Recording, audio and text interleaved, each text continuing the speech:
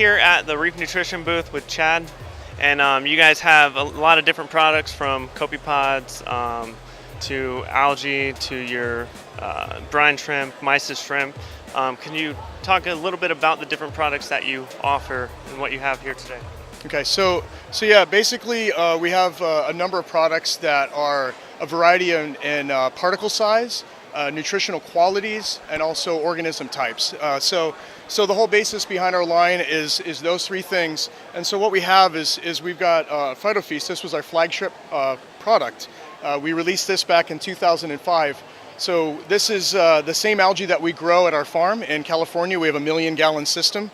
And these are the same species that we sell into global aquaculture, people that are culturing oysters and clams and different bivalves, shrimp, and also feeding the algae to live feeds that are then fed to larval fish. And so this is a blend of 6 different species. This is probably the most concentrated product on the market. It is very good for non-photosynthetic corals, a lot of filter feeding organisms, copepods, crustaceans do really well on this food. And so this is a good source of nutrition for a lot of those organisms that are filter feeding small particle feeds out of the water column. And the good thing about this product is the blend of species of algae. And so each individual species has its own nutritional profile. And so it's all about the blend, offering your animals more than just one species of algae. And so that's where this product comes into play.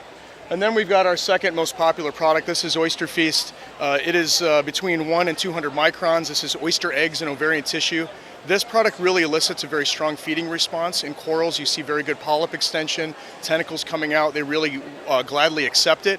And this is actually accepted by a wide range of organisms that are filter feeding in a tank, from corals to worms to feather dusters, things like that.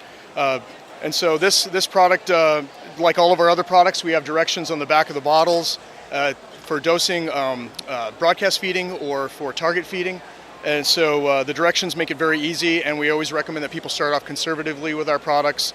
And I forgot to mention that all of our products are refrigerated, so that helps to stabilize the nutrition inside, and we pack a lot of biomass into our products, so refrigeration helps to prevent any degradation. And then we've got a number of other products. We've got Roti-Feast. These are rotifers that we actually grow at our facility. We have roughly 3 billion live rotifers on hand at any given time because we not only sell them into aquaculture, but we also sell them into the hobby. And so these are non-live rotifers. There's roughly 5 million of them in here. They're fully enriched with our phytoplankton. We feed them a blend of phytoplankton. It's the same blends that we sell to marine ornamental fish breeders as well as food fish breeders to enrich the rotifer, and that enrichment is passed on to the larval fish. Because a rotifer all by itself has very low nutritional value as far as fatty acids go, so you really have to feed them fatty acids, and those things come from the algae.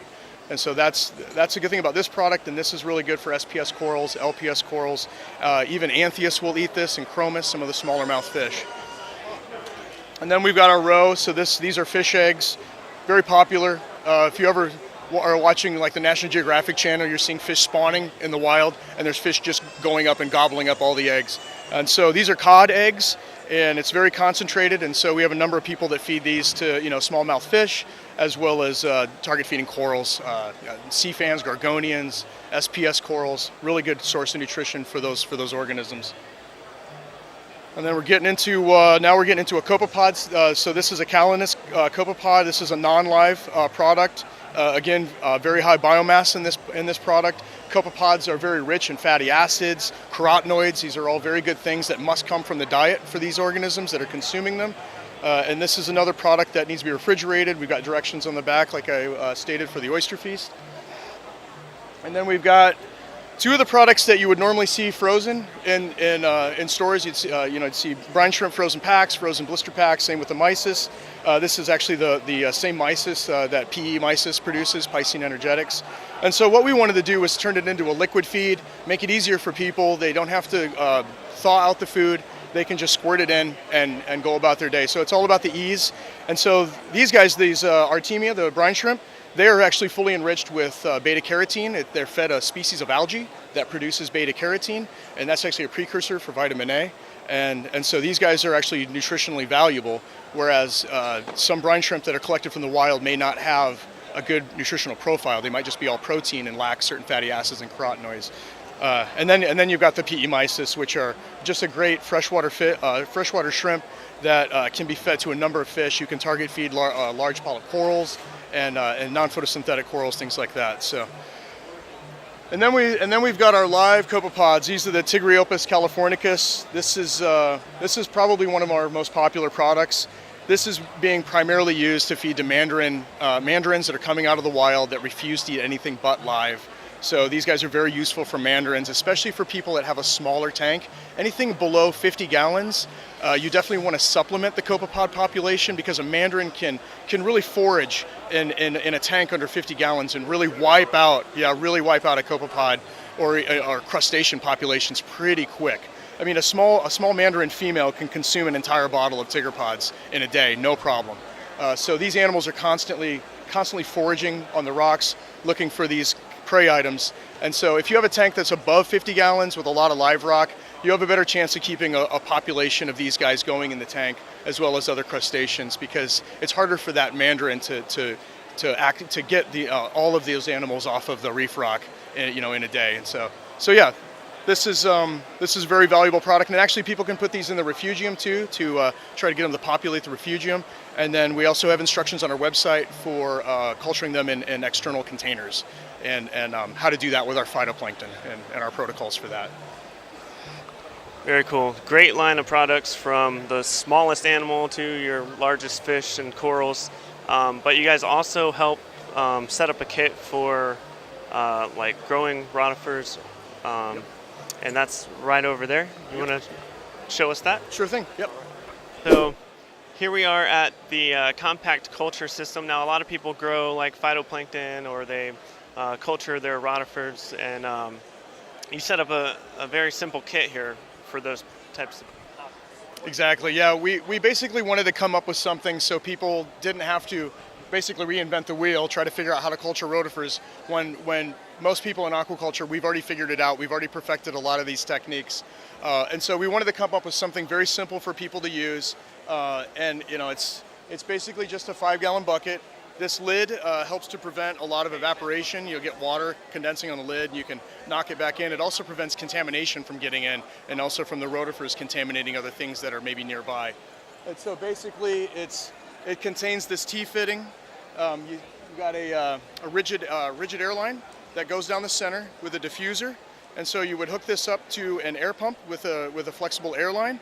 Put this in the bucket, crank up the air, get the bucket really churning, and so basically the beauty of this device is that it has this fitting that has this material that acts as an organic waste trap. And so one of the biggest problems that people have with rotifer culture is organic waste buildup. And so this helps to trap the organic waste over the course of a day or 2 days. And the person that's culturing the rotifers can pull this out, rinse off this material, rinse off all that organic waste before it starts breaking down into toxic ammonia and polluting the system. And then you just put it back in. It's quite simple. And so we have a number of protocols for this. As far as harvesting, we always recommend that people do a daily harvest of 20 to 30%. You're keeping the rotifer culture very young and vigorous that way. You're also doing a water change. You're keeping it clean. You can basically keep a culture going continuously for years if you apply the right protocols and techniques. And so it's all about feeding the rotifer culture multiple times a day. Small feedings multiple times a day is the best thing you can do. That's what we found in aquaculture is by far the best thing you can do. And so basically we have this product called RG Complete. This is a blend of marine phytoplankton. It offers the animals nutrition for reproducing themselves.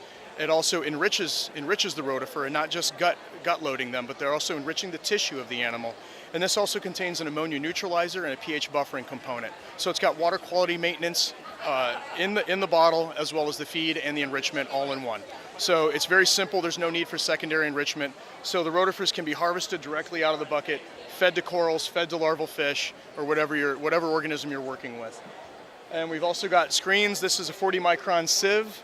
So people can take their harvest, pour the rotifers through here, pour the water through here, capture all the rotifers, discard the wastewater, add new clean salt water to the bucket. So it's basically you're doing a water change every day, and then you take your collected rotifers. You can quantify them if you have a microscope, or you can just spray them into a container and feed them to your animals.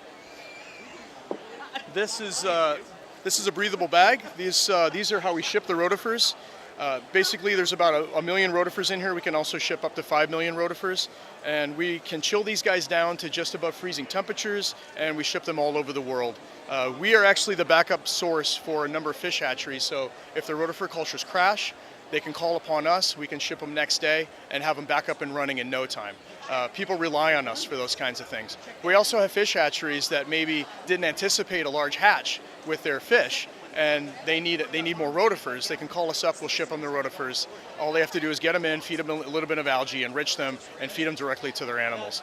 So that's one of the services we provide, not only for the hobby, but for global aquaculture, is we're basically the backup source for a lot of these feeds. And with the algae and all of the live feeds and the weaning diets, we're basically the one-stop shop for people that are looking to breed fish. It depends on the species, but for most clownfish breeders and some other popular ornamentals like dottybacks and cardinals and gobies and things like that, all of this applies to those people. And with the RG Complete, enriching those rotifers, it's all about nutrition. So giving that blend with the foods or with the rotifers to feed the corals, to feed the fish in the hatcheries, all about Reef Nutrition. Yep, that's right. Yeah, it's really cool. We're a 1 million gallon system. We have 1 million gallons of water that we work with. We're growing phytoplankton in California, and so we're supplying algae to global aquaculture, people that have trouble growing algae, they can't grow the right species, or they just don't want to deal with it at all because it takes a lot of space. It takes dedicated personnel, 7 days a week, all year long. You have to pay attention to your cultures. They can crash quite easily.